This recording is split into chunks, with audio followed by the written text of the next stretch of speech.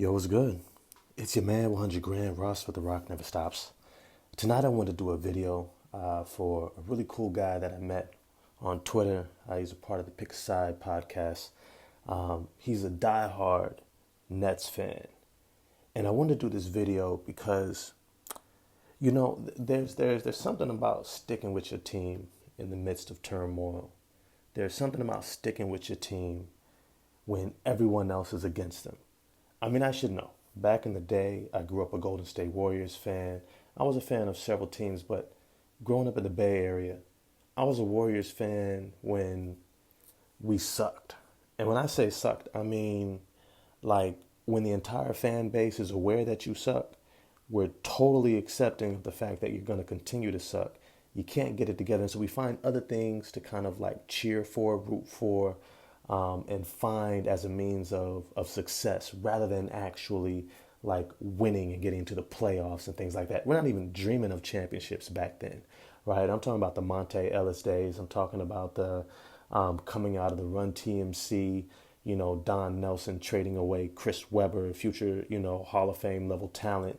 It's one of those things that, when you have to double down, and you're such a fan, you're not even reluctant about it. You're going to double down no matter what because that's your squad. I respect that. I respect that wholeheartedly. But you know what I also respect is that when everybody's trying to come for your team, when they finally position themselves to get back to winning, and when I mean winning, not just like regular winning, but big winning, but people still want to come at them and you stand your ground and you stand in your square, yo, I respect that. And so this video is for JC from Pick a Side podcast. Mad respect, much love, and this is for you. One of the things that I'm going to have to say, and this is probably the point of the whole video, is that with the Brooklyn Nets, probably the most important thing, the most valuable thing, probably the most cataclysmic thing that could happen for this team to ensure that they put in the best season you can ever imagine is exactly what's happening right now. Everyone is turning against them.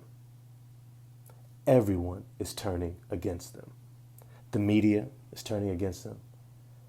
NBA execs and front office individuals, leaks here and there, spilling rumors about players.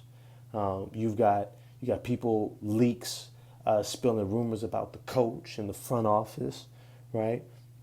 You got your everyday novice fans turning against them, saying how they're gonna lose and undervaluing how good Kevin Durant is, who's been an MVP, NBA champion, undervaluing how good Kyrie is and Ben Simmons. I mean, don't even get me started on the Ben Simmons slander, right?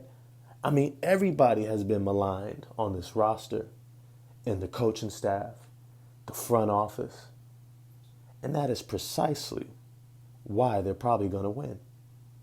There is nothing that brings a team together more than adversity. And not just adversity, but being in the mindset of it's us against the world. Remember the bad boy Detroit Pistons. What was their motto? Detroit versus everybody. Versus everybody. When the Golden State Warriors won their first championship, and we saw, not their first championship, but the one in the current dynasty, right? They beat LeBron, but everybody saw that Kyrie got hurt in the first game. They already didn't have Kevin Love. And they're like, look, y'all just won because everybody got hurt for Cleveland. And what did they do? They said, oh, bet. They doubled down, right? They went and they turned in one of the greatest seasons in NBA history. 73 wins. Now, despite losing in the finals, even then, when people said, see, look, we told y'all didn't win. It was just because of the injuries. They doubled down even more. And what did they do? They came right back and won a championship. You see, there is something about us versus everybody that brings everyone together. There's something about us versus everybody that gets everybody locked in. that forces everybody to buy into their roles for the ultimate goal of team success. Because at this point, it's no longer about the individual successes. Somebody playing well is not going to change the perception of you at all, right? We know what Seth Curry can do. We know what Kevin Durant can do, Kyrie Irving can do, Ben Simmons can do. And yet it has meant nothing to the public appeal and opinion of these players, right? We know the Hall of Fame level career that Steve Nash has had, right? We know the job that Sean Marks has been able to do, even though I've criticized him a bit for this whole fiasco going on in the media. We know the job he's been able to do to turn this franchise around and get him to this point, right? And yet, I don't think there's a franchise out there more discarded, more kicked in the mud, more thrown around in locker room banter, made fun of, memes done. I mean, everybody has taken a shot at the Brooklyn Nets. So what does this mean for this roster? This roster, if you really look at it, is a bunch of guys with everything to prove. Nicholas Claxton, you're too skinny. Day'Ron Sharpe, you dropped in the draft despite being one of the top high school prospects. Cam Thomas, you dropped in the draft too, right? David Duke Jr., you were forgotten about, second round, right? Or you might have been undrafted. People can't even remember if you were the second round or undrafted, right? You got Kessler Edwards. Who are you, right? And those are just the young guys. T.J. Warren, you're still a Jimmy Butler meme, right? A bubble prodigy who everybody says, you can't really score like that. And you've been too injured to be able to prove different. Kyrie Irving, they've said everything about you, right? They've maligned your ethical stance on how you feel about the shots and all this stuff. I mean, Ben Simmons, they didn't care about your mental health. They like, whatever. You not playing, you not doing what we want you to do, and we're coming for you.